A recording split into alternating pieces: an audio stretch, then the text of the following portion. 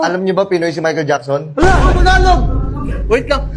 Wait lang, sir. Pinoy ba talaga siya? Pinoy talaga siya, hindi niya lang pinapaalam sa lahat kasi hindi ko alam, baka nahihiya siya, pero Pinoy talaga siya. Kaya pala. Pinoy na. Gusto mo ano, Billie Jean? Ayun, Billie Jean. Sige, tayo yung pambili. Ha? Hindi yung kanta. Ha? Yung kanta. Kaya bibili ako Jean. Hindi yung Billie Jean mo na kanta. Bibili na Jean. Iba yun eh. Ay, yung Billie Jean. Oo, nakanta.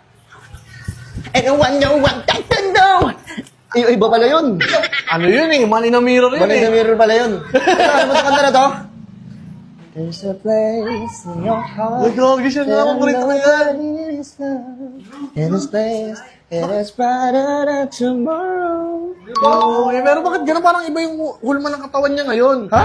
Para siyang si Michael Jordan eh. Si Michael Jordan, nagbabasketball yun. Hindi ako talaga si Michael Jackson ganito kasi kaya huwag niyo pa alam sa iba ha. Nandito ako sa Pilipinas, nagtatago lang.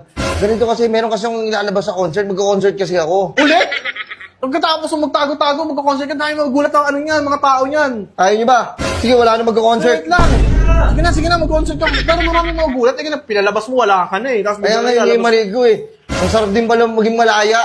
Oh, nanaba ka nga oh. Panay tago ng tago ako. Ano ba yan? Tsaka pinay ka pala, no? Ang galing. Oy!